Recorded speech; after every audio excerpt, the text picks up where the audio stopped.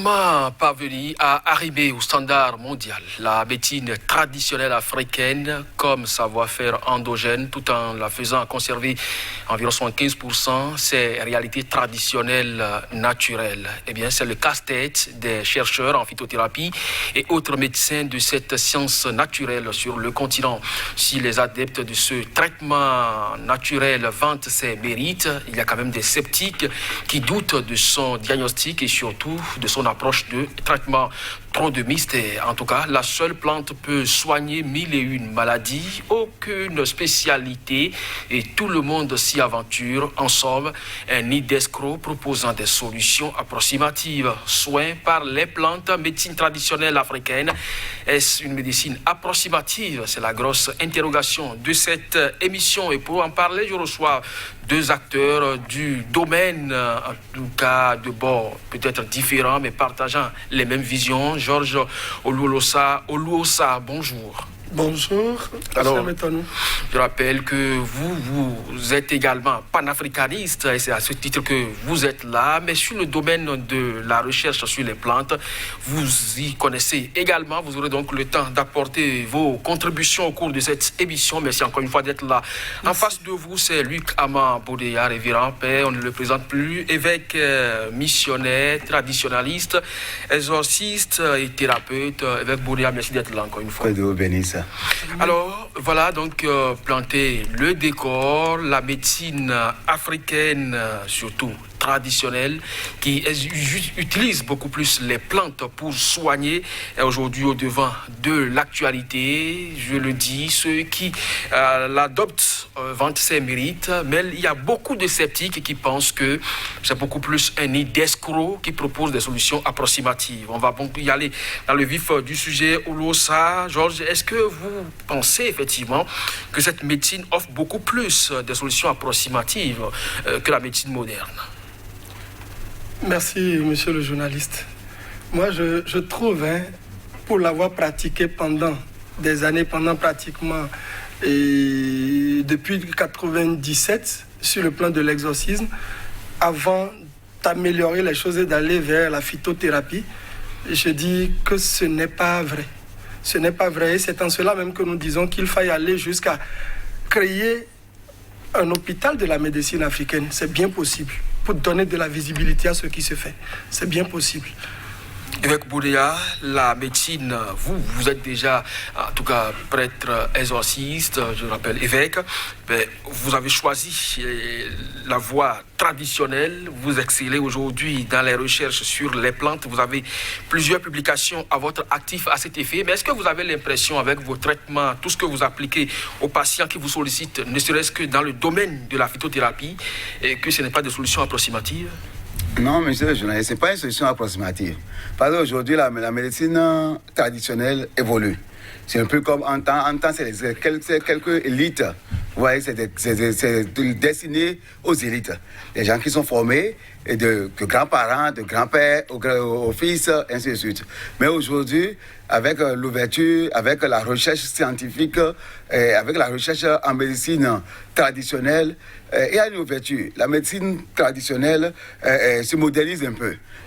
On ne se reste plus là maintenant. Si quelqu'un se plaint des symptômes d'une maladie, on ne reste plus là à le dire que ça doit être tel. On envoie faire des examens et de rapporter le résultat. C'est au vu de ces résultats qu'on se lance maintenant dans le traitement. Et de par le traitement phytothérapeute, on sait que c'est rapide d'ailleurs. Et les gens même constatent, même dans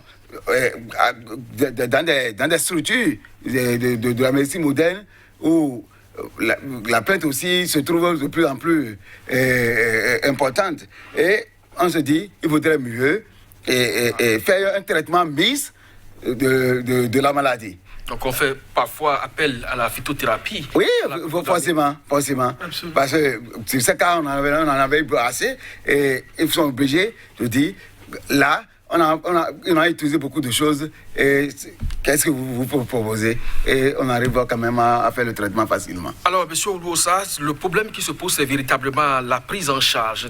La question du diagnostic d'abord. La médecine traditionnelle, il faut pouvoir d'abord faire la différence. Parce que tout à l'heure, l'évêque évoquait donc la transmission de la connaissance du père au fils. Mais ceux qui ne sont pas allés à l'école et qui exercent également dans ce même domaine, est-ce que vous pensez qu'ils ont les mêmes diagnostics que ceux qui ont fait les études en la matière? Bon, cela dépend. Parce que ce qui rend un peu complexe la médecine traditionnelle africaine, c'est son volet holistique. Et lorsqu'on parle du volet holistique, c'est un volet qui prend en charge le corps, l'âme et l'esprit. Et c'est reconnu tel quel par l'OMS. Dans leurs documents consignés, leur nomenclature consignée au niveau du ministère de trucs là, de la santé de chaque pays. Lorsqu'on prend ce caractère-là, qui est le caractère 3, reconnu par l'OMS, c'est... Il y a assez de situations là à décrypter. Et c'est en cela que nous disons qu'il faut maintenant responsabiliser le truc là, le médecin. Il faut qu'il y ait des médecins actuellement, qu'on reconnaisse qu'il y a des médecins. Parce que lorsqu'on prend le traitement d'une maladie, le médicament, c'est peut-être à peine 30 à 35%. Mais le reste, c'est la capacité du médecin à d'abord poser un diagnostic. C'est vrai qu'on a aujourd'hui les machines, comme vous le dites, et qui sont contenues dans le système de la médecine conventionnelle. Et c'est surtout que c'est eux qui sont officiels. On est obligé aujourd'hui de faire avec eux dans la pose des diagnostics. Mais avant ça, il y a la maîtrise de l'anatomie du fonctionnement du corps humain qui doit être le premier élément sur lequel joue le médecin d'aujourd'hui. Et là, maintenant, il y a deux catégories de médecins. Et de médecins. Il y a les tradis praticiens purs aujourd'hui. Avec la mise en œuvre de la nomenclature de l'OMS, il y a deux catégories aujourd'hui. Il y a la catégorie des tradis praticiens qui sont dans le panier général. Mais à partir de ceux-là, par exemple, lorsqu'on met tout le monde ensemble, ceux-là qui auront des spécialités, là maintenant, c'est l'étape de où il faut aller faire les formalités au niveau du ministère de la Santé. Ah oui. Donc actuellement, il y a une forme d'évolution de la situation il y a une forme de gradualisation de la situation aujourd'hui. Donc vous parlez des médecins traditionnels, donc oui. C'est ceux-là qui sont donc en règle vis-à-vis de l'administration. Les deux sont en règle avec l'administration. Parce qu'au départ, il faut d'abord intégrer une association. Et lorsque vous intégrez une association, oui. C'est à partir de là vous êtes dans un panier fourre-tout, excusez-moi le thème, et c'est lorsque vous avez maintenant des spécialités que vous irez maintenant dans le cahier de charge pour faire les formalités pour qu'on vous reconnaisse médecin. Alors justement, cette question de spécialité se pose, évêque Boudia. Tout le monde est donc praticien et tout le monde est médecin traditionnel et tout le monde va sur le même marché et on propose n'importe quelle solution à n'importe qui frappe à vos portes. Est-ce que dans ces conditions, vous pensez que la médecine africaine, surtout traditionnelle, a de l'avenir? Oui, monsieur le journaliste. C'est ce que vient de dire mon vis-à-vis. Qu'est-ce qu'il dit? Il dit la médecine traditionnelle prend en charge le corps, l'esprit et l'âme. Oui. Et la médecine moderne prend seulement en charge le corps. Vous voyez? Donc, il y a déjà, ce n'est pas le même plan. C'est-à-dire, la maladie déjà en Afrique, on dit que si telle personne est malade, on ne voit pas en même temps les effets cliniques, mais on dit, mais c'est sûr que c'est une main sale. C'est sûr que c'est une tradition ou un sort. Oui, un sort qui est lancé. Donc du coup, celui qui est malade en Afrique ne dit pas systématiquement que à ce qui m'arrive là, c'est peut-être de ma propre responsabilité, c'est peut-être ma nourriture, rien. Il dit, c'est un sort. Mais en disant c'est un sort, là, vous voyez là où il va faire sa recherche. Même si il dit, mais je vais à l'hôpital pour voir, en quittant l'hôpital, il dit, je vais chercher pour qu'on ne me tue pas. Donc, c'est les dimensions. Mais quand c'est comme ça, est-ce que tout le monde doit pouvoir prendre en charge un malade dans votre domaine, quand je prends la phytothérapie? Non, tout le monde ne peut pas, en disant tout le monde, c'est trop dit. Tout le monde ne peut pas prendre en charge le malade. Mais cela dit que certains même thérapeutes qui n'ont même pas été à l'école, qui ont quand même une initiation, ils ont eu l'enseignement initiatique, quand même, qui leur permettent de pouvoir déceler le mal et traiter. De ce cas, on en constate. Et en constatant cela, on se dit, quand même, il y a un fond de connaissances qui est transmis de bouche à l'oreille, forcément. Donc cela ne doit pas être sorti du lot, c'est ça? On ne peut pas. Parce qu'ils ont eu un enseignement initiatique. Et ça leur permet de savoir, même si on doit traiter maladie, comme on dit, peut-être une révélation d'esprit. Parce qu'il ne faut pas aussi oublier, il y a des anges, depuis le temps, nos grands-parents n'ont pas mis pied à l'école. Mais ils arrivent quand même à se prendre en charge, ils arrivent quand même à survivre et très longtemps. Ils ont eu de la longévité, sans connaître la médecine moderne. Mais s'ils ont eu la longévité sans connaître la médecine moderne, c'est qu'il y a un fond de connaissance qui est là et il faut vous perpétuer. Et certains sont ces garants-là de cette médecine et perpétuer. Alors, Loussa, vous pensez qu'on doit accepter tout le monde, même s'il faut faire la différence entre praticiens et médecins traditionnels? En principe, on doit accepter tout le monde. On doit accepter tout le monde. Quelqu'un ne peut pas vivre le présent sans maîtriser son passé. Ce n'est pas possible. C'est pour ça que les autres parlent de l'histoire. Lorsque quelqu'un qui ne connaît pas son histoire, il lui serait difficile d'assumer son présent et de trouver des solutions pour son avenir. Ce n'est pas possible. Donc, il faut conserver les choses telles qu'ils le font déjà au niveau du ministère de la Santé dans les recommandations de l'OMS, mais en créant des passerelles qui permettent de faire quoi? D'aller à l'étape supérieure de la chose. Parce que la médecine africaine, elle est plus ancienne que toutes les médecines. Le reste, c'est qu'il faut... C'est vrai que la chaîne de transmission des valeurs a été bloquée à un moment donné dans les histoires de la colonisation, de tout ce que vous voulez, et comme problème lié à la réduction de l'Afrique, de la race noire. Hein? Mais les choses, en principe, lorsqu'elles ont été libérées, parce que lorsque vous prenez la nomenclature de l'OMS consignée au niveau du ministère de la Santé, c'est dit qu'après 6 décennies de léthargie, que la médecine africaine revient en force. Et ils ont énuméré 5 caractères qui font qu'on n'a pas pu la disloquer. Et on a dit qu'elle revient en force après 6 décennies. Elle était où? Et comme je le disais, ça existe depuis la nuit des temps et elle est plus ancienne que toutes les médecines, elle est plus efficace que toutes les médecines. Le reste, c'est que on a réduit les gens. Est-ce que cette autosatisfaction ne vous empêche pas de progresser? Parce que quand on parle de la médecine traditionnelle chinoise aujourd'hui, c'est l'humanité qui sait ce que ça veut dire. Mais si déjà vous n'avez même pas atteint le niveau continental et que vous estimez déjà aussi grand, parce que c'est une médecine qui a vieilli, qui a existé depuis la nuit des temps, qui dépasse tout le reste, est-ce que là vous travaillez au progrès? Ce n'est pas une affaire d'autosatisfaction. Nous faisons le rappel de l'histoire d'abord. Parce que j'ai dit tout à l'heure que si on ne connaît pas l'histoire, il serait difficile de se conforter dans le présent pour préparer l'avenir. Et c'est en cela que je dis que la meilleure façon, c'est de prendre les trucs là de l'histoire. On dit c'est au bout de l'ancienne qu'on tisse la nouvelle. Mais maintenant, nous avons les réalités de l'évolution scientifique aujourd'hui. Hein? Et c'est en cela que nous disons que il faut faire évoluer, organiser cette médecine, la ressusciter, la faire évoluer et l'arrimer au standard mondial. Hein? Mais en la faisant garder encore les 75% de sa phase traditionnelle et naturelle. Hein? Allons vers une organisation qui permette même de... Responsabilisons, mettons de la lumière dans ce qui se fait. Responsabilisons le médecin. Hein? C'est en cela que nous disons même qu'on peut aller jusqu'à créer l'hôpital de la médecine africaine. C'est bien possible. On va créer l'hôpital de la médecine africaine pour traiter quelles affections. On sait très bien que sur le continent, la dernière fois avec Bouria, nous avons parlé par exemple de la prostate, qui est une maladie récurrente. Tous les hommes en principe pourraient en souffrir. Et il y a aussi la question du diabète qui revient de façon récurrente également. C'est une affection qui tue beaucoup et qui empêche même les bras valides de vaquer librement à leurs occupations, de participer donc à l'émancipation de leur nation. Puisqu'on en parle, vous avez également consacré des publications à cela. Et est-ce que vous avez vraiment des preuves probante que ce que vous proposez comme solution marche sur cette maladie?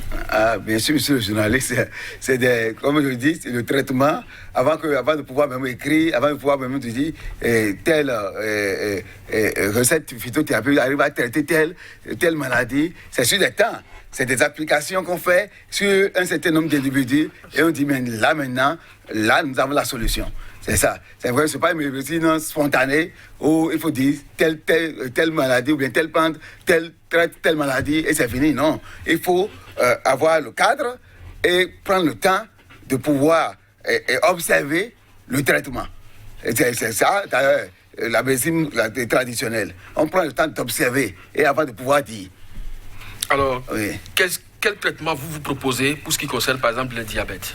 Bien sûr, aujourd'hui, tout le monde sait le fonctionnement, parce que le fonctionnement du diabète, c'est quoi? C'est le pancréas qui a des problèmes. C'est les cellules bêta, comme on l'appelle, dans le pancréas, qui ont des problèmes, qui sécrètent l'insuline, les cellules qui sécrètent l'insuline, qui ne sont plus fonctionnelles. Donc, si les cellules qui sécrètent l'insuline sont fonctionnelles, il y a deux types de diabète. Il faut dire, il y a le diabète gras et le diabète insuliné. Donc, il faut comprendre, le diabète gras, la personne ne manque pas, la personne a du diabète, le taux est là, mais il ne peut pas si souffrant par rapport au diabète insuliné. Donc, si je prends le diabète gras, on traite facilement avec l'écorce de manguier simplement. L'écorce de manguier. L'écorce de manguier. Celui qui est malade, il voit que son taux de glycémie augmente. Et fait l'infusion, la décoction, il fait la décoction de l'écorce de manguier et il commence par utiliser. Il va constater que le taux sera stabilisé. Il y a aussi la mie africaine, c'est ce que les gens appellent l'idjima et begbema. Les deux là, les gens associent aussi pour faire l'équilibre glycémique. Ouais. Et ça, c'est la diabète forme gras. Ah, maintenant, si c'est diabète insuliné. C'est ça. Si c'est le diabète insuliné, on prend ce que les gens appellent habituellement bonjour, bonsoir, la racine. Vous savez, les enfants, les gens disent mémon, les bonjour, bonsoir. C'est partout, c'est des fleurs qui donnent à couleur rose, quelquefois à couleur blanche. C'est la racine. La racine de ça traite le diabète insuliné. Et la personne doit pouvoir continuer. Il y a aussi le gombo de chez nous seulement qui traite le diabète insuliné. Parce que c'est la feuille de gombo, comme le fruit, comme les graines. Ça traite le diabète insuliné. Nous avons l'habitude de jeter les graines ou de conserver pour planter. Alors qu'on peut piler et faire l'infusion. Celui qui a le diabète insuliné et comment il fait l'infusion, il va constater que ça produit plus, il va produire plus d'insuline. L'appareil sera désintoxiqué, c'est-à-dire le pancréas sera désintoxiqué et produit plus de l'insuline. Olosa, Georges, vous avez depuis 1997 adopté cette médecine. La diabète, je crois que vous en avez entendu également parler, parce que c'est ça qui a vraiment un coût au niveau des hôpitaux où il faut faire généralement des transfusions. Alors, est-ce que la médecine que vous appliquez aujourd'hui parle de cette maladie? Absolument, ce n'est même pas que nous parlons de cette maladie, mais nous sommes acteurs de la guérison et de l'éradication, même si possible, de cette maladie, parce que nous sommes d'abord à l'étape nous faisons de la prévention lorsqu'elle n'est pas encore là. Nous sommes à l'étape de la guérison lorsqu'elle est déjà là, et nous sommes à l'étape même de la prise en charge post-guérison lorsque nous finissons de guérir, par exemple. Nous avons des cas même d'amputation à vue que nous avons guéri depuis 2015, par exemple, à Lomé, où le pied est pourri jusqu'au genou, où l'amputation était déjà prononcée.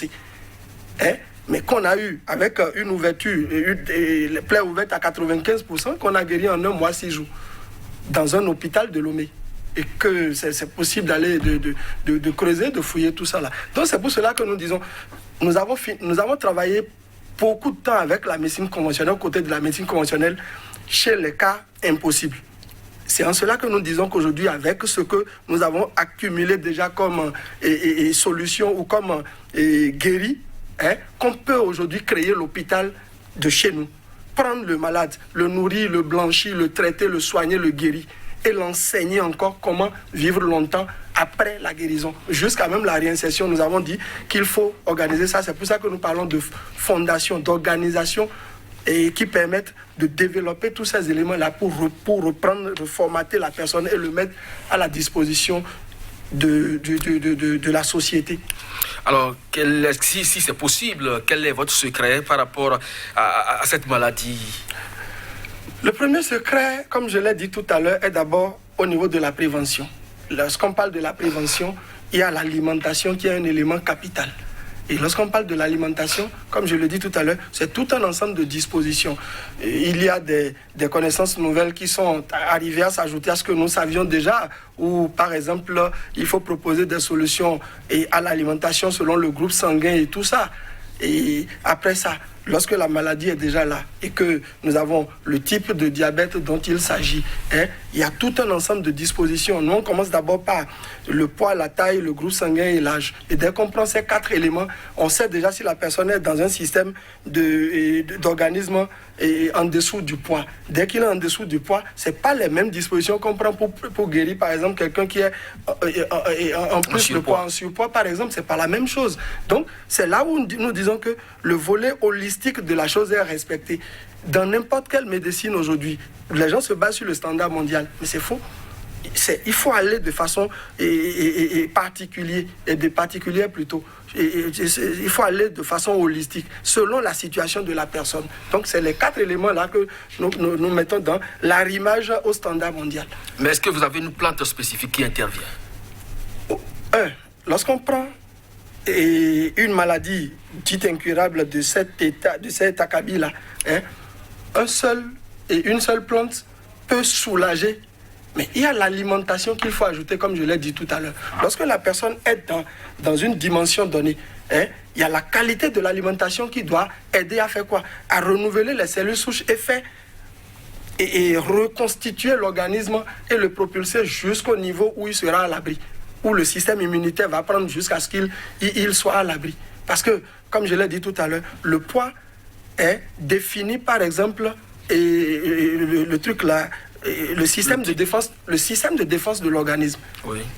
Parce qu'avant que la personne ne soit complètement affaiblie, il y a le système de défense de l'organisme, ce capital-là qui est déjà complètement... Mais qu'est-ce que vous recommandez au niveau alimentation, par exemple? C'est selon le groupe sanguin, comme je l'ai dit tout à l'heure. Peu importe. Si par exemple on prend le A+. Oui, le A+, par exemple, sur le plan de son alimentation, ne doit pas consommer, par exemple, tout lait venu de l'animal, par exemple. Or, aujourd'hui, on parle d'aliments complets, où on parle des œufs, où on parle du truc là, du lait et tout ça là. Le lait de soja, le lait végétal plutôt, est recommandé à celui qui est du groupe A, par exemple. Pour ne pas développer quel que soit le type de diabète. En tout cas, surtout après la guérison.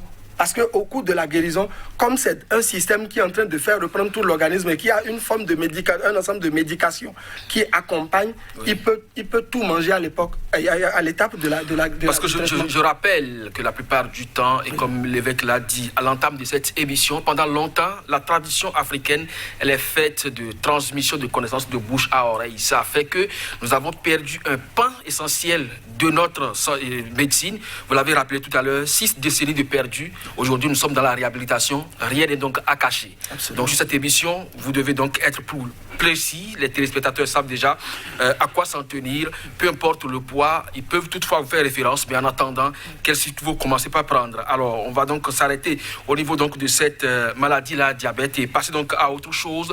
Période de pluie également en Afrique rime avec le développement de certaines affections, surtout le paludisme. Et c'est ça, la base donc de cette maladie. C'est beaucoup plus les moustiques. Et ils ne font que consommer le sang des hommes. Et les enfants se retrouvent donc anémiés. Évêque Boudéa, lorsque on vous appelle de votre maison pour dire qu'un enfant développe donc cette anémie, en attendant d'aller à l'hôpital, et si on vous fait référence, qu'est-ce que vous allez proposer? Merci, monsieur le journaliste. L'anémie aussi, on va pouvoir se poser la question, est-ce que c'est l'anémie ferrique ou l'anémie due à l'acide folique? Parce que c'est la moelle osseuse qui produisent les globules rouges, qui donnent du sang. Maintenant, si il y a l'anémie, si c'est l'anémie ferrique, le traitement est si facile. Nous n'avons pas mal de produits chez nous. Il y a par exemple les feuilles de bissap, comme ce que les gens appellent bissap habituellement, préparées comme ça règle systématiquement le problème de l'anémie. Ensuite, il y a chez nous, par exemple, pour l'acide folique, il y a les feuilles de vernonia, par exemple, chez nous. Si c'est l'anémie qui est due à l'acide folique, là, il suffit de triturer et de boire simplement, et la personne se retrouve. Mais ça se retrouve aussi dans l'alimentation. Est-ce que en fait, oui, les gens, ça prévient pour ne pas être anémié, de faire la sauce et de manger. C'est les gens qui savent faire la chose, il faut ça bien. Et si tu manges, tu te retrouves carrément. Vous voyez, par exemple, les pigeons aussi ont 125% de fer. Vous voyez, donc celui qui est anémie de fer, il suffit qu'il mange la viande simplement. On lui dit de manger la viande de pigeon. Combien à peu près? Non, c'est un pigeon, il mange. Et puis, vous voyez que vraiment rapidement, il se retrouve. Mais de part, l'anémie ferrique, il y a beaucoup de trucs pour traiter l'anémie ferrique. Par exemple, le betterave, par exemple, ça traite l'anémie ferrique. Et il y a aussi les herbes là, les enfants, les gens disent fan popo. C'est des fans rouges qui ont la forme de canne à sucre. Oui. Même canne à sucre aussi traite l'anémie. Canne à sucre, il suffit de couper et de préparer. Avec les fonds dont vous avez parlé. Alors, puisque vous voulez donc compléter la liste, à votre niveau, vous parlez également anémie? Absolument. Absolument. Que ce soit au niveau du diabète et au niveau du palu et tout ça, l'anémie est un élément, le sang, la quantité, la qualité du sang est très importante dans la prise en charge. Lorsque vous prenez le diabète, comme je l'ai dit tout à l'heure, si la personne ne peut plus digérer correctement pendant toute une période, ça ne tient plus, le sang ne tient plus, rien ne tient. Donc, obligatoirement, il faut apporter des solutions par rapport au renflouement du système sanguin. Donc, nous avons un produit composé, par exemple, à base de cacao pilé, du café pilé, et un certain nombre d'autres ingrédients que nous mettons qui permet de renflouer rapidement la personne en 24 heures. En 24 heures. Donc à l'image du pigeon. Pardon? À l'image du pigeon. Absolument, en 24 heures. En 24 heures. Évêque Boudéa, oui, en attendant que vous nous repreniez la parole, évêque Boudéa, nous allons donc passer à l'autre fait essentiel. Les hommes, surtout, en parlent, ça n'a plus d'âge. Entre-temps, c'est au-delà donc de 70 ans qu'on parle de faiblesse sexuelle. Mais aujourd'hui, déjà à 18 ans, les jeunes sont donc à la recherche de cette énergie pour pouvoir donc assurer leur rôle de père ou de chef de ménage. Alors, qu'est-ce qui peut expliquer cette recrudescence de cette maladie, et c'est là déjà à bas âge? Oui, c'est tout ce que nous mangeons. Aujourd'hui, tout ce que nous avons comme affection clinique, c'est dû à notre alimentation. C'est vrai, vous vient de dire même, il faut suivre ton alimentation d'abord. Pour mieux te traiter, il faut savoir qu'est-ce que tu manges. Et ce que tu manges, est-ce que ça répond à ton groupe sanguin, ça répond à ton corps. Mais c'est l'alimentation. Si les gens souffrent aujourd'hui de faiblesse sexuelle, nos grands-parents, moi, j'ai eu mon grand-père qui a eu 105 années, et il a encore trouvé une femme de 18 ans. Ouais. 105 ans. Oui, avec 105 ans. Et on lui dit, mais qu'est-ce qu'il vient en faire? Parce qu'il est chef de famille, on lui demande, et il dit non, qu'il va prendre. Il dit, mais là, ça veut dire que ça signale que sa virilité est encore au top niveau. Absolument. Ouais. Et aujourd'hui, ce qui fait que les jeunes aussi ont vraiment de problèmes, c'est les Viagra qui sont sur le marché, qu'ils utilisent pour avoir vraiment les problèmes de faiblesse sexuelle. Parce que ça donne, c'est la loi de tout, de rien. Si ça donne le tout, après ça donne rien. Absolument. Et c'est ça le problème. Mais tout ça, au moins, dans la médecine traditionnelle, on arrive encore à corriger. On va corriger. Vous voyez, les fruits de pastèque, ce que les gens appellent habituellement watra, en fond, c'est les pastèques. La graine, ne pas acheter. Nous jetons simplement ça. Mais ce n'est pas à jeter. La graine de pastèque, il faut piler, renverser dans l'eau bouillante et prendre l'infusion. Vous allez constater que ça corrige en même temps les faiblesses sexuelles. Mais sur le marché, nous avons pas mal de plants. Comme Agbosu Ingla, c'est des écorces. Les gens appellent Agbosu Ingla, Agboaguendo. Tout ça, ouais, ça montre la puissance sexuelle. C'est des feuilles de puissance sexuelle. Agbosu Ingla, Agboaguendo, Banguina. Tout ça, on peut associer pour pouvoir corriger les faiblesses sexuelles. Mais les épices, c'est parce qu'il ne faut pas oublier. Parce que moi, j'ai fouillé, j'ai pris le temps pour fouiller, ayant la chance d'avoir un grand-père à 105 ans qui prend une femme de 18 ans, de 9 ans. J'ai dit, mais celui-là, qu'est-ce qu'il a comme secret? J'ai fouillé. Il y a des potions où, il y a des tisanes où ce n'est que des épices du marché. poivre noir, clou de girofle, gingembre, l'ail, l'anis vert, tout ça embouteillé et il prend. Sushi, tout ça. Tout ça. Donc je me suis dit que c'est les épices, il vraiment pour pouvoir avoir une virilité sexuelle, il se donne plus aux épices. Et ça traite son corps et ça lui donne la potentialité sexuelle. Potentialité sexuelle, tout le monde devrait pouvoir en parler. Olosa, vous, est-ce que dans votre vision holistique des choses, vous évoquez également ces questions-là et quelle approche vous proposez? Absolument, comme l'a dit monsieur l'évêque et Luc Armand Bodia, c'est sérieux aujourd'hui, parce que l'évolution a fait en sorte que les gens ont tout perdu comme habitude normale de la vie. Vous voyez des jeunes aujourd'hui qui s'asseyent à longueur de journée. Les bières se servent maintenant dans les bassines. Et comme il a dit tout à l'heure, après avoir fini tout ça là, on prend des médicaments venus d'origine douteuse et tout ça là pour pouvoir aller au-delà de l'euphorie et rendre.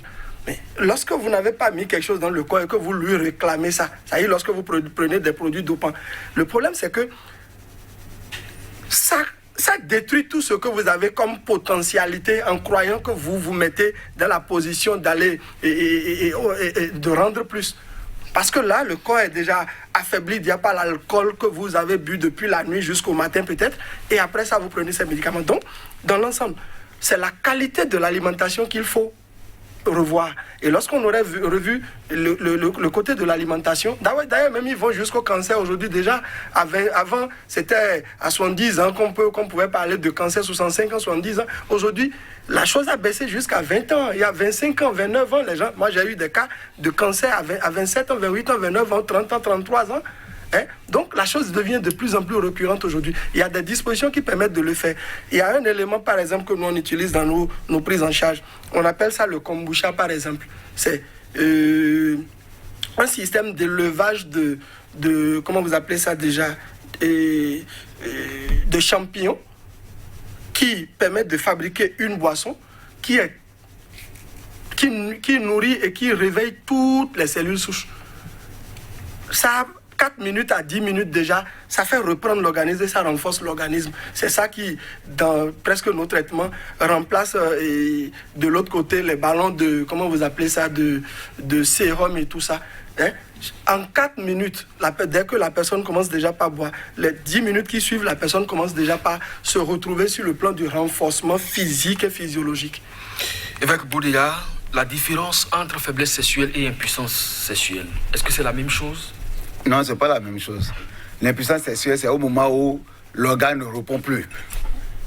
Où l'organe n'arrive même plus à avoir la virilité qu'il faut. C'est-à-dire, l'individu a la volonté même, mais l'organe ne répond plus. Là, c'est l'impuissance sexuelle. Et l'impuissance sexuelle a plusieurs causes.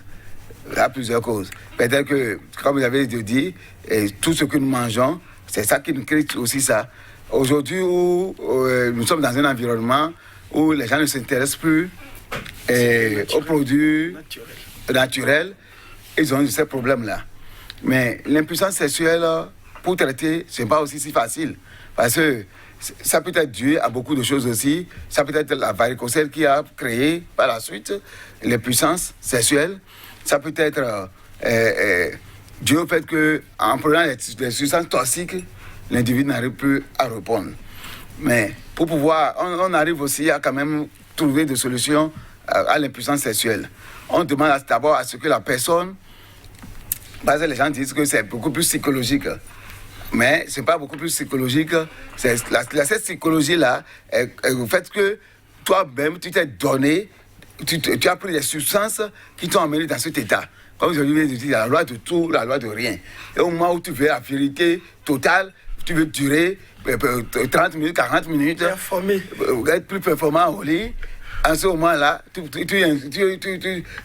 injectes des substances dans le corps et pas fini maintenant, il y a la loi de rien. Tu fais tout pour pouvoir répondre, ça ne répond pas. Mais les faiblesses sexuelles, la différence entre les deux, pour la faiblesse sexuelle, l'individu a la virilité l'organe mou devient dur, mais peut-être que c'est au vu de cesse que ça tombe. Les antipotases, comme on dit, quelques minutes, ça n'arrive pas à résister. Alors, il paraît quand même que des gens naissent impuissants. C'est possible? Vous voyez, il y a de ces phénomènes-là. Il y a des gens qui naissent impuissants. Mais est-ce que les infections aussi ont un rapport avec? Bien sûr, parce que si déjà dans l'enfance, la mère a souffert de certaines infections, l'enfant peut ne pas répondre sexuellement. L'enfant peut ne pas répondre sexuellement. Et chez nous aussi, comme nos grands-parents disent aux mères, faites attention pour que le lait maternel ne coule pas sur le sexe de l'enfant. L'enfant peut être impuissant. Donc il y a de façon spirituelle comme de façon de la mère. L'impuissance sexuelle aussi se traite si c'est lié, si c'est pas une maladie, si c'est lié au rituel, au sein, au lait, tout ça, on arrive à traiter. Olosa, qu'est-ce que vous, à ce niveau-là, vous proposez, par exemple, aux jeunes, en dehors de l'alimentation que vous avez abondamment évoquée? Mais étant donné, je vais rebondir un peu sur la chute de mon vis-à-vis. Vous savez, lorsque nous prenons le corps humain, c'est des milliards de cellules. OK? Il faut commencer déjà par voir la potentialité de l'organisme que vous avez en face par rapport à son renflouement. Parce que toute maladie qui vient commence d'abord par détruire le système immunitaire de la personne. Ça commence par détruire l'organisme même, ça fond l'organisme même debout. C'est en cela que le poids est capital dans notre approche de solution. Le poids est capital parce qu'il faut évaluer d'abord la taille au poids, la concordance de la taille au poids. Et à partir de là, on peut déjà commencer par savoir comment reconstruire ce corps-là.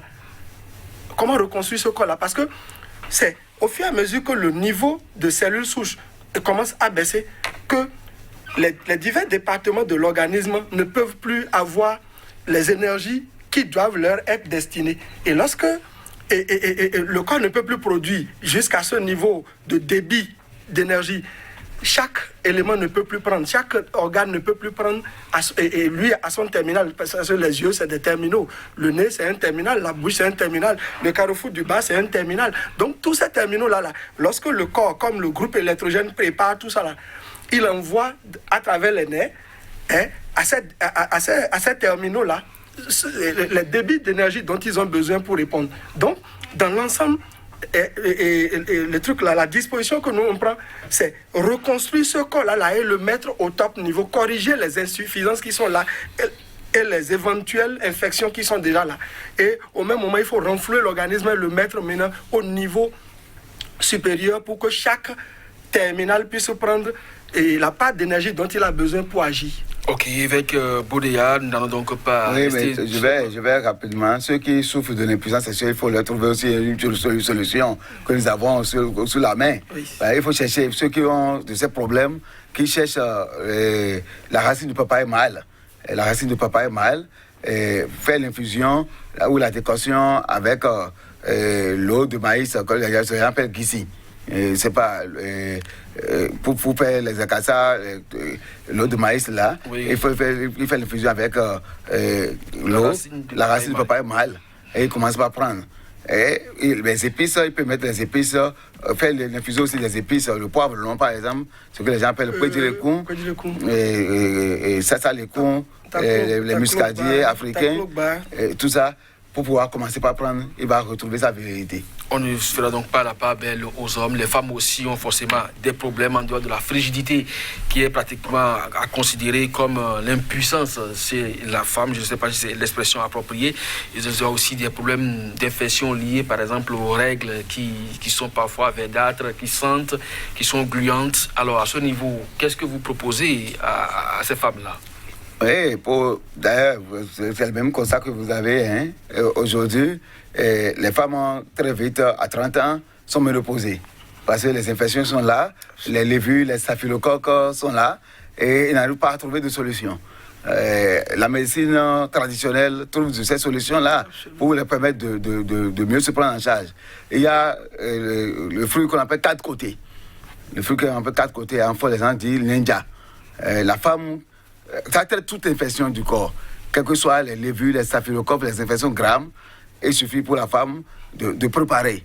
Mais elle peut associer avec l'écorce de karité, l'imogoto, comme l'écorce de Néré à Wagoto. Non, si l'infection, si c'est comme vous avez parlé de frigidité, si c'est la frigidité, les règles grouillantes, verdâtres, les infections connaissent, et s'y associe ces trucs-là, il va trouver de satisfaction correctement. Il prend, habituellement, il fait la décoction et régulièrement, il prend pendant un temps, il va constater que tous ces problèmes sont réglés. L'écorce du Néré, Awagoto, l'écorce du Karité, le Mungoto, les fruits, il y a 4 côtés, l'India, il associe. Alors, puisque vous parlez de l'India qui guérit toutes les affections, est-ce que l'homme aussi peut l'utiliser? Oui, l'homme utilise aussi l'India pour pouvoir lutter contre les infections masculines, comme les chaudes-pistes, l'India avec les feuilles de papaye. Les feuilles de papaye, simplement, on l'utilise pour pouvoir guérir ça. Alors, la question que je m'avais vous poser, la hernie, c'est une affection bénie également chez les enfants, même les adultes. On la rencontre quand on déploie beaucoup d'énergie pour pouvoir donc soulever des poids. Alors, est-ce que, à votre niveau, en dehors de l'alimentation, vous proposez quelque chose pour ces hommes qui développent ces affections-là? Bon, comme je l'ai dit tantôt, nous sommes plus focalisés sur le volet prise en charge en médecine. Dans certains cas, comme je l'ai dit, l'objectif, c'est d'hospitaliser. C'est possible d'hospitaliser dans nos réalités et de reconstruire un corps, de guérir ce qu'il y a là. Parce que nous avons des dispositions, par exemple, qui permettent de commencer déjà par nettoyer tout le système nerveux. Et par un certain nombre de bains de bouche, on peut déjà commencer par désintoxiquer l'organisme de façon générale avec une coction mise dans la bouche qu'on triture dans la bouche pendant 20 à 25 minutes qui permet de commencer déjà par nettoyer tout le système nerveux depuis la tête jusqu'aux pieds. Et après, il y a tout un ensemble de dispositions. Nous sommes plus dans une démarche clinique que proposer des solutions, parce que toute proposition proposée, des fois on dira que la posologie n'a pas marché au niveau de tel, ça a marché au niveau de tel. Nous sommes dans une démarche plus médicale, plus clinique que donner des solutions que tout le monde peut utiliser comme ça. Nous sommes plus dans une démarche de reconnaissance clinique. Donc c'est là où nous sommes un peu... Mais puisque, en tout cas, l'administration conventionnelle, je vais parler de la médecine conventionnelle, où le ministère de la Santé ne vous a pas permis pour le moment de s'installer officiellement, d'être une médecine reconnue, même si on vous admet dans les centres de santé. Alors, est-ce que vous pouvez aujourd'hui interner sans être inquiété par l'administration? Aujourd'hui, on ne peut pas le faire encore parce qu'on n'a pas encore d'abord... L'arrêté, c'est vrai que l'arrêté ministériel est sorti depuis le 2. Ça, vous parlez du Bénin, je parle de l'Afrique de façon générale. Non, mais c'est l'OMS agit sur l'OAS, Organisation Ouest-Africaine de la Santé, qui est le représentant de l'OMS dans la dimension sous-régionale ouest-africaine. Et c'est... Tous les ministères de la Santé sont liés à l'OAS, Organisation Ouest-Africaine de la Santé. Donc, s'il y a toute une hiérarchisation, Donc, c'est un ensemble de dispositions. Merci donc à vous, évêque Bodéa. On va bientôt sortir de cette émission. On fait signe que le temps imparti est complètement terminé. Alors, des solutions approximatives, oui ou non? Non, en disant solutions approximatives, je ne suis pas d'accord. C'est des solutions qu'on trouve, des solutions réelles qu'on trouve pour pouvoir guérir les affections. Losa, Georges, solution approximative? Non, parce que là, nous sommes dans une démarche de concrétiser une médecine et de la faire évoluer. La médecine, elle existe déjà. Mais maintenant, nous sommes en train d'agir sur certains de ces paramètres pour faire en sorte qu'on la responsabilise. C'est pour cela que nous disons qu'il faut aller jusqu'à... Et dans les dispositions même de l'OMS, il y a tout ça là dans la nomenclature. Merci beaucoup à vous pour vos contributions panafricanistes et puis spécialistes aujourd'hui à la médecine traditionnelle africaine, à ne pas confondre avec la praticienne, en tout cas les praticiens. Et merci également à vous, évêque Bodéa, exorciste et puis thérapeute également. Vous êtes prêtre de l'église traditionnelle traditionnelle. Alors, merci donc à chacun et à tous de nous avoir suivis. Nos invités ont reconnu quand même l'efficacité de la médecine traditionnelle qui n'apporte pas que des solutions approximatives. Il suffit donc de cadrer tout ce qui se fait dans ce sens-là afin donc de rivaliser avec les médecines dites conventionnelles ou autres. Merci donc pour vos contributions pour parfaire ce débat. À très bientôt, Jessica.